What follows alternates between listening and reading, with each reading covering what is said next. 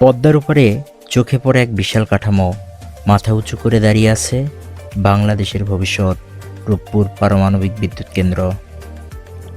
এটি শুধু একটি বিদ্যুৎ কেন্দ্র নয়, এটি আমাদের এগিয়ে চলার প্রতীক, যেখানে শক্তি উৎপাদনের সাথে সাথে বেড়ে উঠেছে বাংলাদেশের আত্মবিশ্বাস। চুল্লির গঠন, তার উঁচু অবয়ব আর চারপাশের প্রস্তুতিমূলক কার্যক্রম সব কিছু মিলিয়ে এটি এক অনন্য দৃষ্টান্ত হয়ে উঠেছে। একদিন এখান থেকেই আলো ছড়াবে বাংলার প্রতিটি প্রান্তে। এই কেন্দ্র বদলে দেবে বাংলাদেশের শক্তি নির্ভরতার মানচিত্র।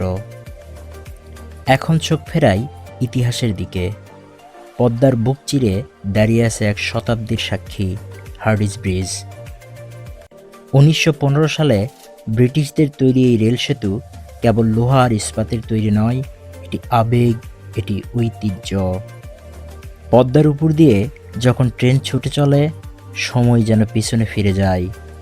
পুরনো দিনের গল্প বলে দেয় ইস্পাতের প্রতিটি ফ্রেম। সেতুর প্রতিটি স্তম্ভ, প্রতিটি রেললাইন জানে হাজারো যাত্রার গল্প, প্রেম, প্রতীক্ষা, বিদায় আর পুনর্মিলনের। হার্ডিঞ্জ ব্রিজ ও রূপপুর পারমাণবিক বিদ্যুৎ কেন্দ্র দুটি ভিন্ন সময়ের সৃষ্টি, কিন্তু দুটি গর্বের প্রতীক, একটি অতীতের আর একটি আগামীর। এই ভিডিও শুধু একটি দৃশ্য নয়, এটি সময়ের মধ্য দিয়ে ভ্রমণ, ইতিহাস, আধুনিকতা আর ভবিষ্যতের একসাথে দাঁড়িয়ে থাকা এক অসাধারণ মুহূর্ত।